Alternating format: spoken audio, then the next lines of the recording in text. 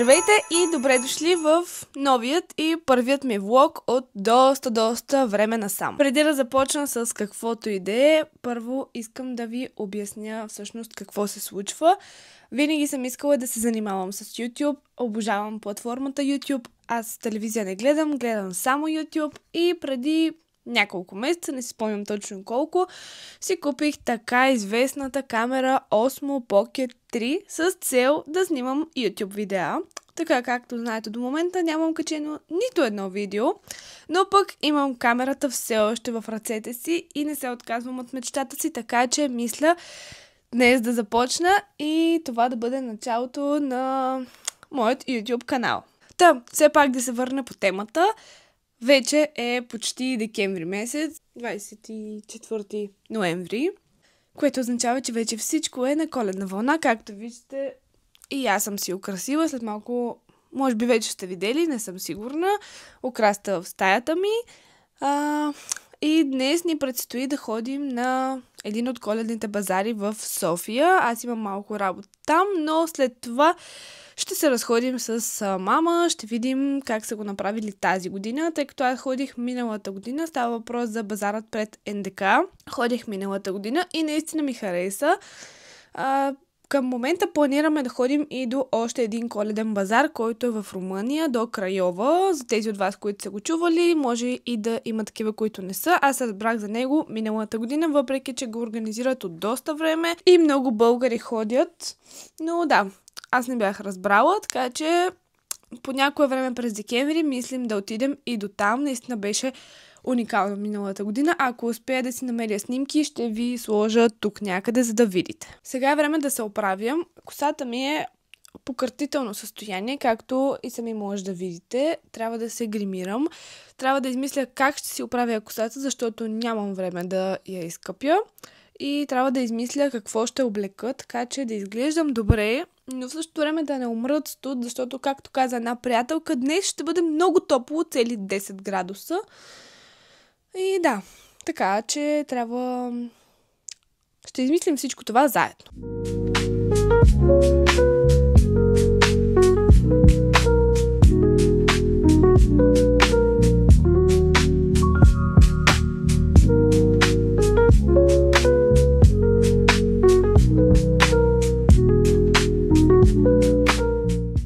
Намерих решение за косата си и мисля да си направя ето такъв кок.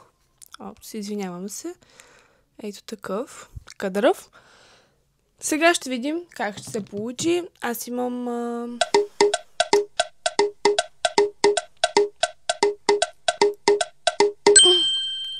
Имам маша, с която да се направя така кадрава, защото натурално косата ми изглежда ето така. И обикновено, когато се накъдря, тя стои така половин един час и приключваме с кадриците. Първото нещо, което трябва да направим е ето тук отпред да си разделим косата на път и да си отделим малка част. Аз гледам ето тук да са равни. Сега ще го хвана с една фибичка.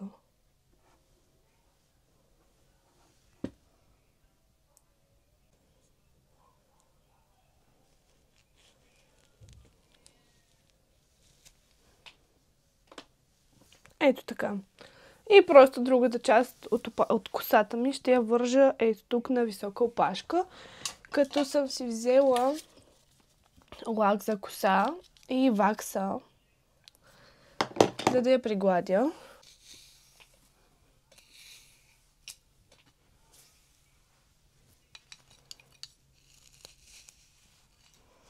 Мисля, че би било по-добре, ако я направя малко по-високо, за да ми се получи по-добре кока след това. Така вече мисля, че се получи. След малко, като напръскам с лака и с ваксата, като я пригладя, невероятно ще трябва да я превържа пак. Но поне за момента ще я вържа, за да мога да се напръскам с тези неща. Защото в противен случай нищо няма да стане.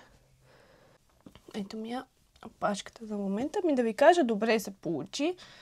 Сега ще я напръскам, за да съм сигурна И след това ще се оправим и с тези два кичура. Надявам се. За мое щастие, косата ми е толкова мръсна, че сама се е разделила. Мисля да ги напръскам много яко с лак и да ги дръпна така отзад, да ги вържа под голямата опашка. Но трябва да си намеря малки ластичета. Хоп, намерих си.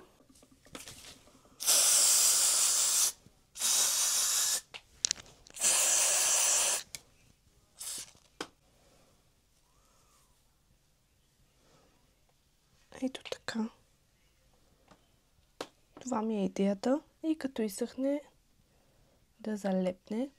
Дори мисля да взема сешуар и да го позасуша по-бързичко.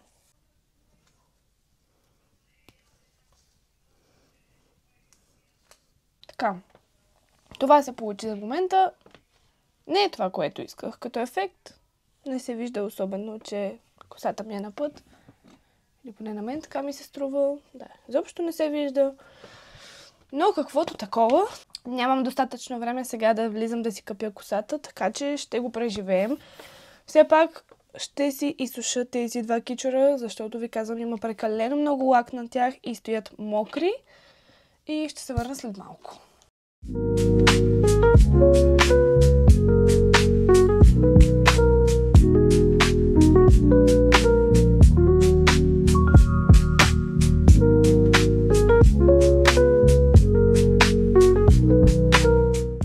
Падна ми батерията на камерата, но накадрих опашката. Нищо специално, видяхте как се прави.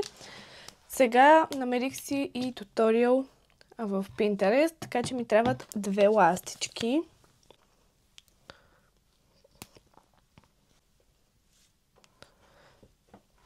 Май стана нещо. Сега трябва да го фиксираме. Ето така, мисля да бъде. Тази фибичка, с която държах бритона. Защото това е много коса. И ако използвам от тези черните малките фибички, не мисля, че ще се задържи там, където съм я оставила. Надявам се, че не се виждат, но пък се съмнявам да не се виждат. Този кок ми е колкото успешен, толкова и неуспешен. То се получи нещо, ама не това, което исках. Добре, мисля, че се получи. Стана сладко. Сега ще се гримирам. Нищо специално. Сега сами ще видите. Взех си от BB крема на Миша, но може би просто моят цвят няма отговор в техната номерация, не знам. Но единият, който си взех е номер 25. Той е от доста време вече, който не знам дали можете да видите колко е топъл, бие към оранжево. И си взех и номер 23, който пък е сив. Виждате ги един до друг. Понеже нито единия, нито другия ми отговаря, пък мисля, че имаше 21 като номер. Той е много светъл. В никакъв случай няма да ми свърши работа. Аз ги използвам заедно. След като свършат, не мисля да си ги купувам отново. Просто всеки път това смесване... Не. Но пък нямаше какво да правя. Няма на кой да ги подаря, така че реших да си ги изхарча. И другата ми драма е коректора. Използвам този на Maybelline. Той е много популярен, сигурна съм, че всички сте го виждали. Който ми харесва като покривност. Защото освен, че имам несъвършенства по лицето, имам и тъмни кръгове под очите. Които аз ненавиждам от цялото си сърце. И нямам търпение да измислят някакъв вариант да се изсветлят, ама така малко по-здравословен начин. Защото мисля, че има някакъв начин и се прави тип татуировка. Не съм сигурна, може да ви лъжа. Но аз не бих си го направила в никакъв случай. Да, чакам, живея за деня, в който ще измислят нещо, с което да си изсветлим тъмните кръгове под очите. Защото моите... Сега ми излезе думата от главата, но ще ги нарека фабрични.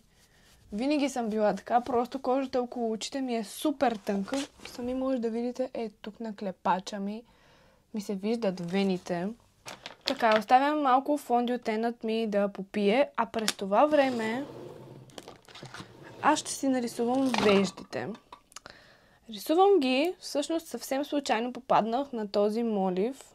Ето така изглежда, на L'Oreal. Взех си го от DM.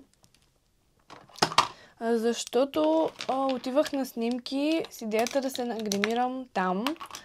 Но по пътя се сетих, че съм си оставила помадата, понеже до момента си рисувах веждите с гелче, помада, така изглеждащо. Та сетих се, че съм си го забравила вкъщи. И минах по най-бързия начин през първия ден, който видях. За мое щастие ми беше по път.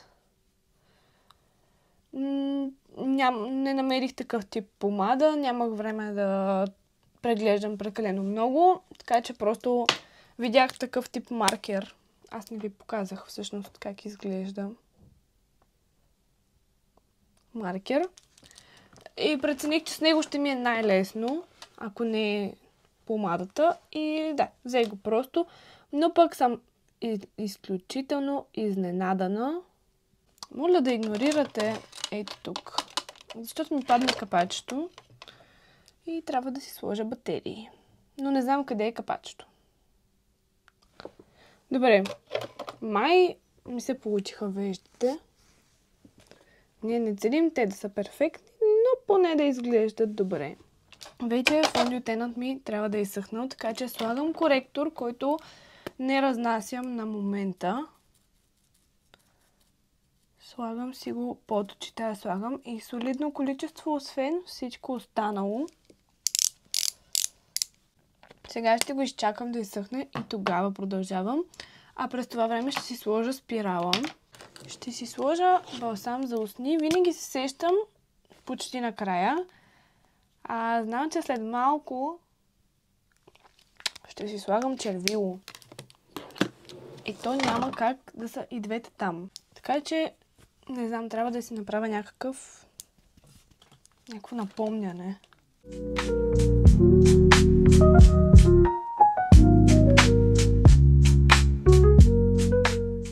Мисля да си обуя обикновени сини дънки и може би една блузка или пък пуловер. Още не съм сигурна. И ми се иска много да съм с черно палто и от този тип дебелите шалове. Понеже аз имам съмнение, че с това палто ще умра от студ. Видях момичета, които си слагат елечета отдолу. Това не е особено дебело, но пък тък му мисля, че ще ми свърши работа. Лошото е, че той има яка и ще видим как ще стане. Сега ще се облека и ще видим. В крайна сметка си избрах пуловер и дънките, които ви показах преди малко. И сега ще пробвам с елечето и палтото да видим дали въобще ще стане, защото вече трябва да излизам. Сега обаче шалът и пуловера не си отиват. Шала по-студен, докато пуловера е по-топъл. Малко мисля, че има друг шал. Отивам да проверя и се връщам. Така, ето ме с новият шал. Сега това отзад може да стане и като шапчица, но чак за шапчица не мисля, че имам нужда. Ако ми стане много студено, вече най-лесно мога да я дръпна. Миналата година бяхме в Истанбул. Аз не бях предвидила, че може да вали и да е много студено. И тръгнах без никаква шапка, без... Не знам дали ме чувате добре. Тръгнах без никаква шапка, без качулка, през цялото време ни валя сняг, така че това нещо ме спаси. Правех си всеки ден такава качулчица и си изкарах цялото време много добре. Аз вече съм готова и трябва да излизам, така че ще се видим по-късно.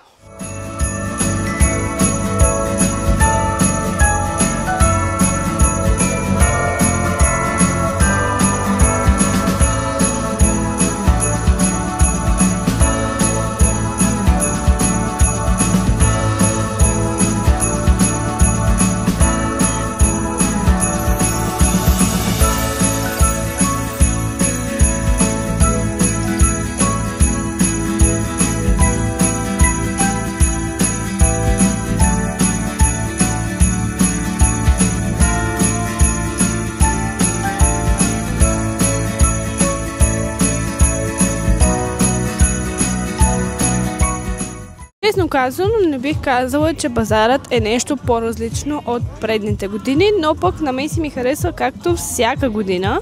Има много къщички, има много неща за ядене. Всичко е разделено на сектори, което ми направи впечатление. На първата част, която ние минахме, си взехме ядене и там има такива тип основно за ядене. Има наденички, има паста, като това е отляво и отдясно са едни и същи неща горе-долу. Има част, в която можеш да си вземеш само сладки неща. Там са по-скоро само десерти. И има част, в която има фермерски базар. И друга част, в която тип играчки и така нататък. Интересно е направено, наистина. Аз отново казвам, харесвам си го. Не съм ходила на други европейски такъв тип базари, но пък като изключим Крайова. Но поне съдейки по снимките на другите базари, не бих казала, че тези при нас биха отстъпили по нещо. Прибрахме се от коледния базар и както ви споменах и преди малко, наистина на мен много ми харесва, не е нещо ново, което да ме е изненадало, но пък като човек, който обожава Коледа, просто така обичам места, на които да усещам коледната обстановка, коледния дух, коледното настроение, малките къщички, дори имаше дядо Коледа. Със сигурност вечер е много по-магично, така да го нарека, но пък и сега през деня отново беше много приятно, е така за разходка, да хапнеш нещо, просто за разнообразие. Но единственото нещо, което не ми хареса е около въртележката с кончетата. Имаше коледа музика, иначе в целия базар се чуваше само и единствено техно, което аз не виждам смисъла. Това е коледен базар, защо да слушаме техно? Но да, може би това не е постоянно, може пък и да си е постоянно, нямам представа. Аз бях сега там и сега се чуваше, това ми направи лошо впечатление. Че е време този влог да приключва и се надявам да ви е харесал. Ако това е така, оставете един палец, за да ми покажете, че това, което правя, ви харесва и аз ще продължавам да го правя, защото, честно казано, много ми харесва. Аз, както ви казах вече, това ми е, да го наречем, дори детската мечта. Като малка имах собствен YouTube канал, бях на 7, ако не се лъжа. Снимах си видеа, качвах си и така, но това си остана назад във времето. Сега отново бих искала да се завърна към това и да се развивам в сферата, така че ако ви харесва, покажете ми, за да мога да продължавам. Довиждане от мен и ще се видим скоро. Чао, чао!